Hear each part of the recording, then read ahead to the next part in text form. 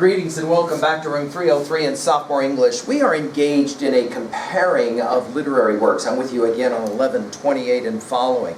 We have finished with our study of Cupid's Psyche, and now we turn to the brothers Grimm and Ashputtle.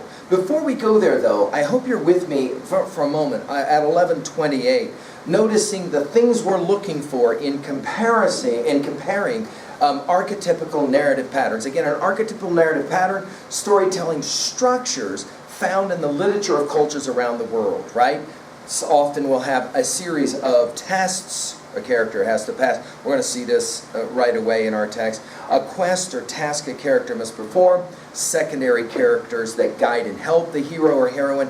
Characters, events, or objects that come in threes. We're going to see this with this notion of threes again. Greedy, cruel, jealous relative who behaves unfairly. A hero who triumphs over stronger forces through cleverness.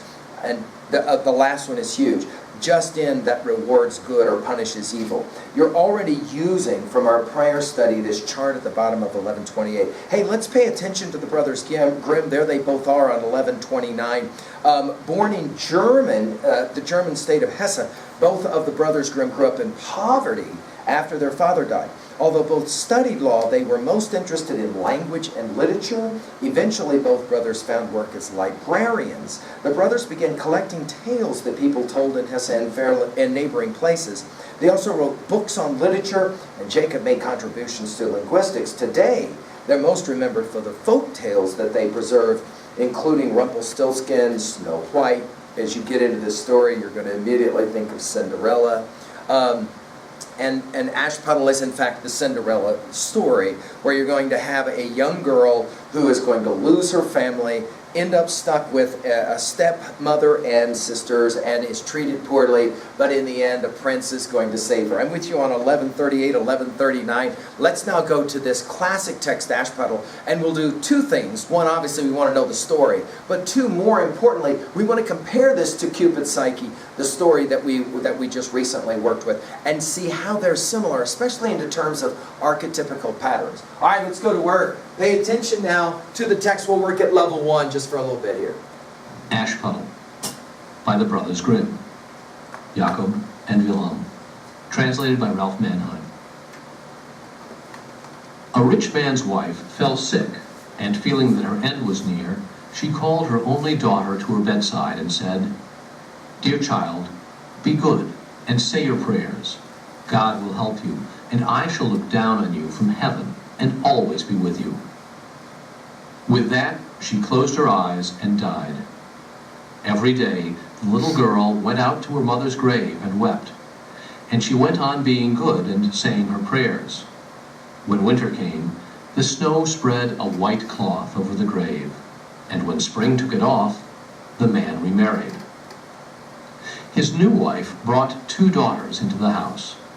Their faces were beautiful and lily white, but their hearts were ugly and black. That was the beginning of a bad time for the poor stepchild. "Why should this silly goose sit in the parlor with us?" they said. "People who want to eat bread must earn it. Get into the kitchen where you belong." They took away her fine clothes and gave her an old gray dress and wooden shoes to wear. "Look at the haughty princess in her finery," they cried, and, laughing, led her to the kitchen. From then on, she had to do all the work, getting up before daybreak, carrying water, lighting fires, cooking, and washing. In addition, the sisters did everything they could to plague her. They jeered at her and poured peas and lentils into the ashes, so that she had to sit there picking them out. At night, when she was tired out with work, she had no bed to sleep in, but had to lie in the ashes by the hearth. And they took to calling her Ashputtle, because she always looked dusty and dirty. All right, let's pause for a moment. Play the same game really quickly at level 1. Jot down 3 things already that have happened. Notice, the girl who ultimately will be called Ashputtle starts out so happy, perfect in every way her life. And then, of course, she loses her mother. And then her father will remarry. And in this version of the story, the father's remarrying will then set up this nasty situation with stepsisters. And the two stepsisters are going to do mean things to her, make her do all of the work. Obviously, you're writing down at 3A the Cinderella motif, no doubt. And because she has to work in the ashes, they call her Ashputtle, so they treat her badly. They call her mean names and the like. And of course, now we're going to have the next movement of the story after our introduction. Here we go. One day, when her father was going to the fair, he asked his two stepdaughters what he should bring them. "Beautiful dresses," said one. "Diamonds and pearls," said the other. "And you, Ashputtle, what would you like?" "Father," she said, "break off the first branch that brushes against your hat on your way home, and bring it to me." So he bought beautiful dresses, diamonds, and pearls for his two stepdaughters, and on the way home, as he was riding through a copse, a hazel branch brushed against him and knocked off his hat. So he broke off the branch and took it home with him. When he got home, he gave the stepdaughters what they had asked for, and gave Ashputtle the branch. After thanking him, she went to her mother's grave and planted the hazel sprig over it, and cried so hard that her tears fell on the sprig and watered it. It grew and became a beautiful tree. 3 times a day, Ashputtle went and sat under it, and wept, and prayed. Each time a little white bird came and perched on the tree, and when Ashputtle made a wish, the little bird threw down what she had wished for. All right, so let's pause for a second. Next part of our story, the father, the indulgent father, is now going to go off to the fair, but before he goes, he asks the 3 daughters, 2 stepdaughters, and of course Ashputtle, what it is that you want. Put this in your notes, by the way, at 3A. We're going to see this in your senior year. We're going to see this same motif played out in Shakespeare's famous play King Lear, where a king who is old decides he offers to all 3 of his daughters some kind of a gift of part of the kingdom, depending on how they flatter him. And of the 3 daughters, only one in Cordelia actually loves her father and yet is persecuted because she won't give her father the flattery that he longs for. Similar motif. Notice that the 2 stepdaughters, and again, there's always information being hidden in these stories, right? The 2 stepdaughters, they're greedy. They want stuff for just themselves. However, the branch or the twig that is wanted by Ashputtle is so she can go to her mother's grave and show proper respect. And out of this grows a tree, and on the tree comes a bird, and the bird is going to provide certain kinds of wishes. Again, we're playing a very similar game. We'll move now from 1139 to 1140. Try and make a bit of a prediction. What do you think is going to happen next? It so happened that the king arranged for a celebration. It was to go on for 3 days, and all the beautiful girls in the kingdom were invited, 1140. in order that his son might choose a bride. When the 2 stepsisters heard they had been asked, they were delighted. They called Ashputtle and said, "Comb our hair, brush our shoes, and fasten our buckles. We're going to the wedding at the king's palace." Ashputtle obeyed, but she wept, for she too would have liked to go dancing, and she begged her stepmother to let her go. "You little sloven," said the stepmother, "how can you go to a wedding when you're all dusty and dirty? How can you go dancing when you have neither dress nor shoes?" But when Ashputtle begged and begged, the stepmother finally said, "Here, I've dumped a bowl full of lentils in the ashes. If you can pick them out in 2 hours, you may go." The girl went out the back door to the garden and cried out, "O tame little doves, O turtle doves, and all the birds under heaven, come and help me put the good ones in the pot, the bad ones in your crop." 2 little white doves came flying through the kitchen window, and then came the turtle doves.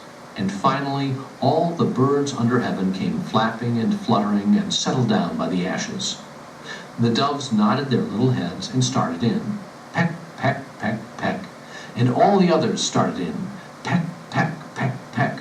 And they sorted out all the good lentils and put them in the bowl. Hardly an hour had passed before they finished and flew away. Then the girl brought the bowl to her stepmother, and she was happy, for she thought she'd be allowed to go to the wedding. But the stepmother said, "No, Ashputtle, you have nothing to wear, and you don't know how to dance. The people would only laugh at you."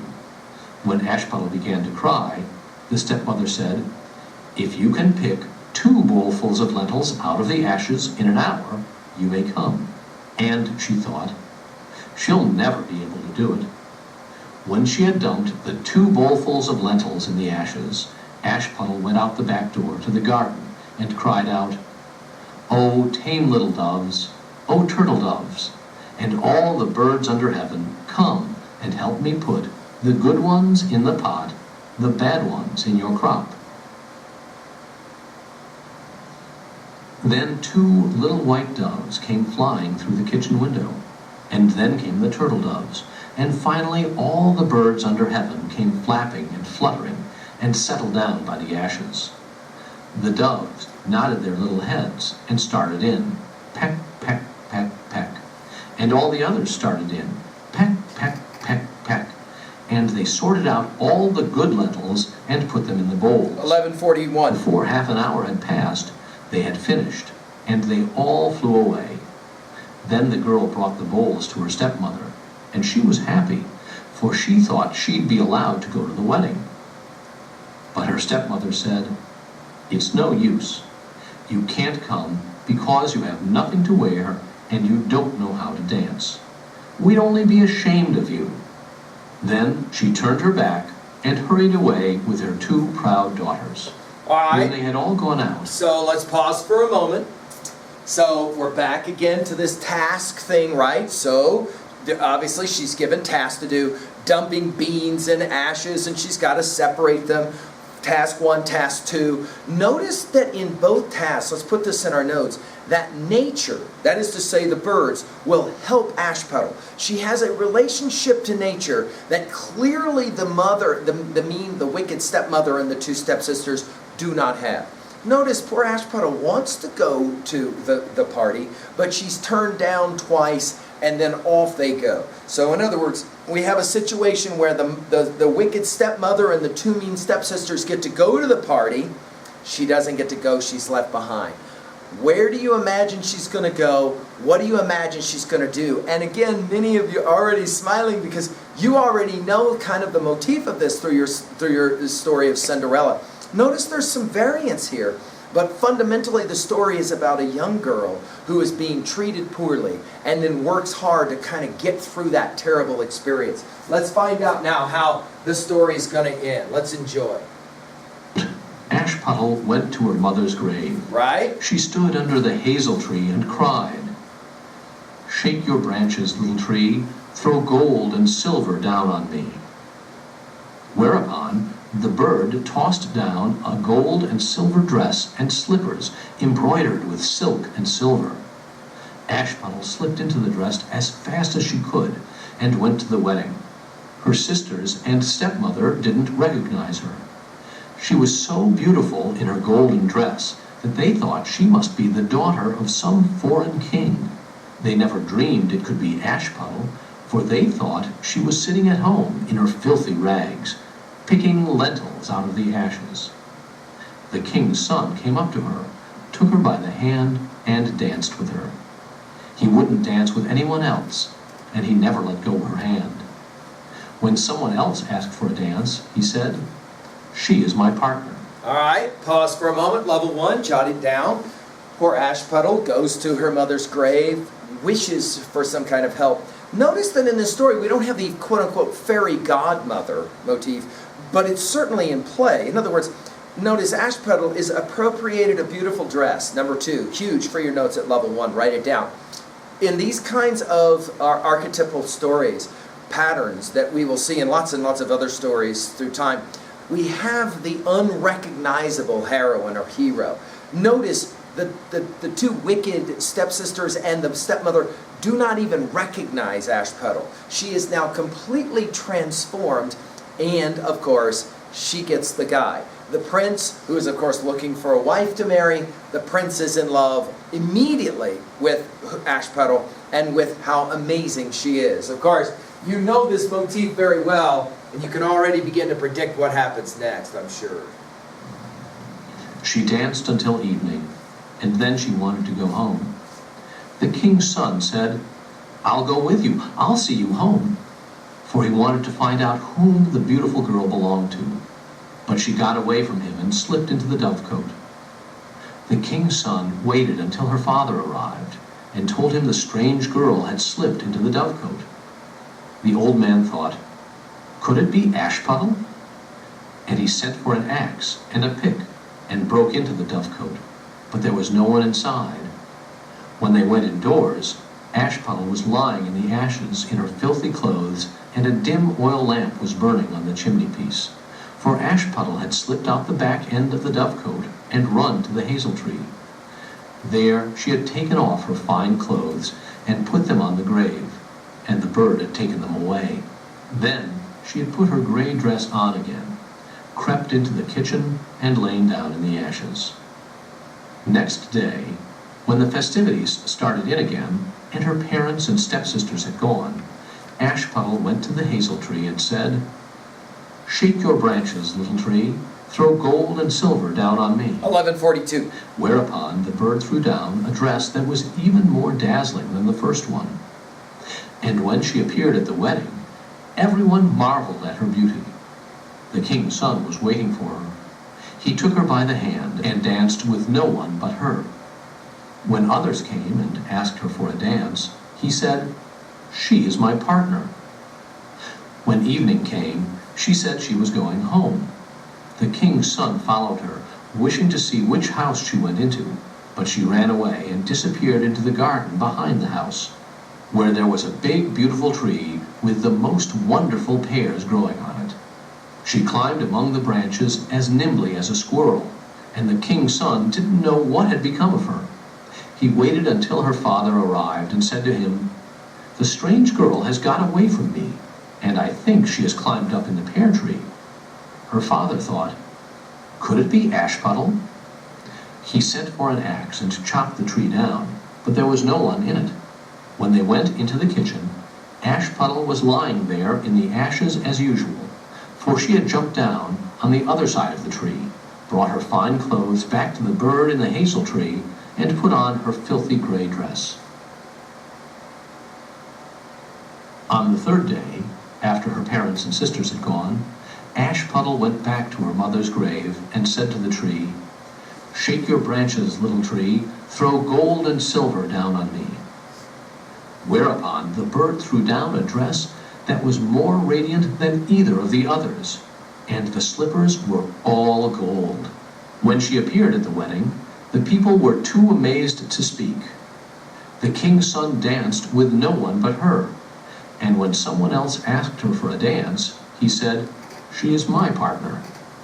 When evening came, Ashputtle wanted... All right. One of the values of these kinds of stories is that very quickly you begin to see the rhythms and the patterns, and so you can begin to try to predict what's going to happen next. Of course, notice threes, right? So unlike maybe the story of Cinderella that you grew up with, notice here you've got a series of evenings, and each evening the son will be more and more attracted to the girl. Notice for your notes at level 1, she always runs away. She doesn't want, it's always been part of the question even by students who study Cinderella. Why run away? Well, of course, at midnight, everything changes. In this story, interestingly, she just wants to get away. Notice that the father to the prince, will use an axe to try and, first of all, cut down the dovecote, and then secondly, the pear tree. And notice each time, Ashputtle will get away. So in this story, notice, the prince, the son, himself kind of has to go through a challenge of trying to figure out who this girl is and if he can find her. Of course, the golden slippers. Yes, of course, some of you are smiling. We know where this one is headed, right? Let's finish the story now, okay? Wanted to go home, and the king's son said he'd go with her, but she slipped away so quickly that he couldn't follow. But he had thought up a trick. He had arranged to have the whole staircase brushed with pitch, and as she was running down it, the pitch pulled her left slipper off. The king's son picked it up, and it was tiny and delicate and all gold. Next morning he went to the father and said, no girl shall be my wife but the one this golden shoe fits. 1143. The sisters were overjoyed, for they had beautiful feet. The eldest took the shoe to her room to try it on, and her mother went with her. But the shoe was too small, and she couldn't get her big toe in. So her mother handed her a knife and said, Cut your toe off. Ouch. Once you're queen, you won't have to walk anymore." The girl cut her toe off, forced her foot into the shoe, gritted her teeth against the pane, and went out to the king's son. He accepted her as his bride-to-be, lifted her up on his horse, and rode away with her. But they had to pass the grave. The two doves were sitting in the hazel tree, and they cried out, "Roo-coo, roo-coo, there's blood in the shoe. The foot's too long, the foot's too wide. That's not the proper bride." He looked down at her foot and saw the blood spurting. Gross, right? At that, he turned his horse around and took the false bride home again. "No," he said, "this isn't the right girl. Let her sister try the shoe on." The sister went to her room and managed to get her toes into the shoe, but her heel was too big. So her mother handed her a knife and said, "Cut off a chunk of your heel. Once you're queen, you won't have to walk anymore." Seriously? The girl cut off a chunk of her heel, forced her foot into the shoe, gritted her teeth against the pane, and went out to the king's son. He accepted her as his bride-to-be, lifted her up on his horse, and rode away with her. As they passed the hazel tree, the two doves were sitting there, and they cried out, "Roo-coo, roo-coo, there's blood in the shoe. The foot's too long, the foot's too wide. That's not the proper bride." He looked down at her foot and saw the blood was spurting from her shoe and staining her white stocking all red. He turned his horse around and took the false bride home again. "This isn't the right girl either," he said. "Haven't you got another daughter?" "No," said the man. "There's only a puny little kitchen drudge that my dead wife left me. She couldn't possibly be the bride." "Send her up," said the king's son, but the mother said, "Oh no, she's much too dirty to be seen." But he insisted, and they had to call her. First, she washed her face and hands, and when they were clean, she went upstairs